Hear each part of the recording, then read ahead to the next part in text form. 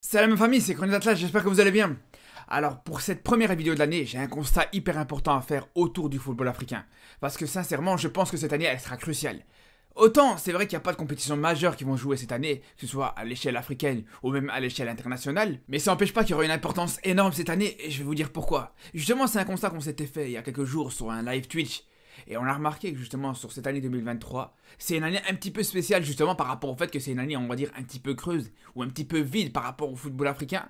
C'est vrai qu'on sort d'une année 2022 avec deux compétitions importantes, la Coupe du Monde et la Coupe d'Afrique. Et puis là, en 2024 et en 2025, on enchaînera de nouveau sur deux Coupes d'Afrique pour terminer avec la Coupe du Monde en 2026. Mais je vous rassure, c'est pas juste ça qui rend cette année hyper importante. Il faut se rappeler qu'on sort d'une Coupe du Monde très particulière justement pour le football africain, avec ce fameux plafond de verre des quarts de finale qui a été brisé, avec une première équipe africaine qui a atteint ses demi-finales de Coupe du Monde, et puis de manière générale, l'ensemble de ces équipes africaines qui ont participé à ce Mondial 2022, qui ont montré un beau visage, qui ont montré tous des belles choses, que ce soit bien sûr le Cameroun, le Ghana, la Tunisie qui n'ont pas passé les poules, mais aussi, bien sûr, le Sénégal et le Maroc. Et c'est clair que ces équipes africaines, elles ont marqué le coup, elles ont montré un très beau visage, mais ce qui manque beaucoup dans le football, et en particulier en Afrique, c'est la régularité. Justement, là, ce qu'on attend de voir de la part de ces 5 équipes qui ont été au Qatar, c'est justement la confirmation. Et c'est ça qui est important. C'est de les voir rester sur la continuité du travail qui a été accompli pendant cette Coupe du Monde. Parce que ça peut vraiment être le début de quelque chose. Là, maintenant, je pense que le football africain a frappé très fort. Je pense que le football africain, de manière générale, a montré une très belle image pendant cette Coupe du Monde.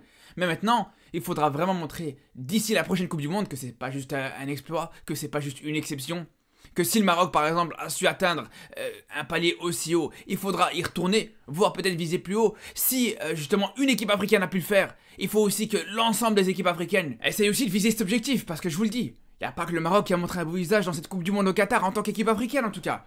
Toutes ces équipes ont montré des belles choses, donc faudra essayer aussi de viser cet objectif. Et là je parle des équipes africaines qui ont participé à cette Coupe du Monde, mais aussi des autres bien sûr. Et là justement, ce qui est important c'est que la donne elle peut changer, et ça va commencer par cette préparation, par ces matchs amicaux, ces matchs de préparation qui seront cruciaux.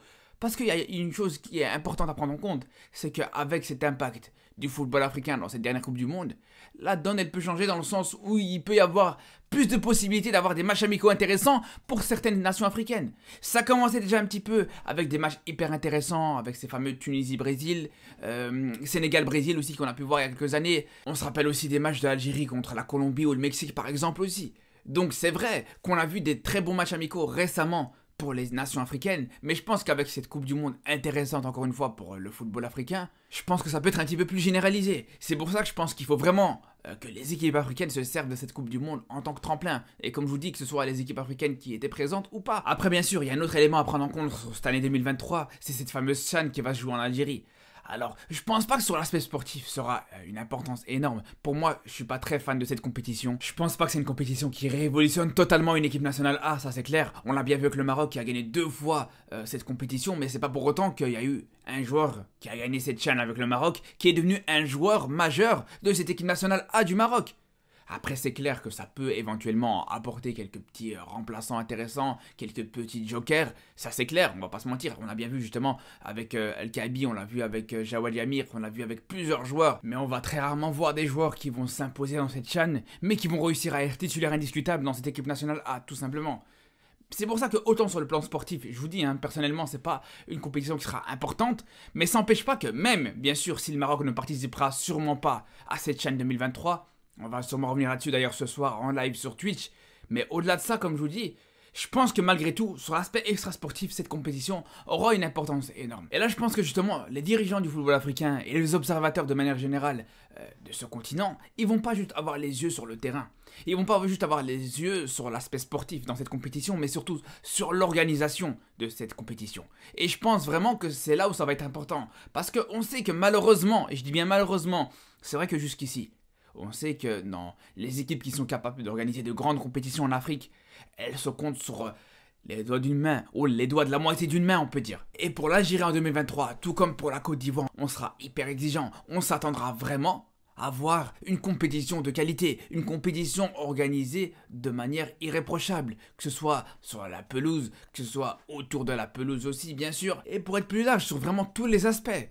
Et là où ça sera vraiment hyper important, c'est qu'on sait justement, comme je disais au début de la vidéo, c'est qu'à partir de cette dernière Coupe du Monde, les yeux du monde entier auront les yeux rivés sur ce football africain. Et c'est pour ça qu'on n'aura plus le droit à l'erreur. C'est pour ça que si on veut gagner en termes de crédibilité, il n'y aura plus le droit à l'erreur dans l'organisation de nos propres compétitions.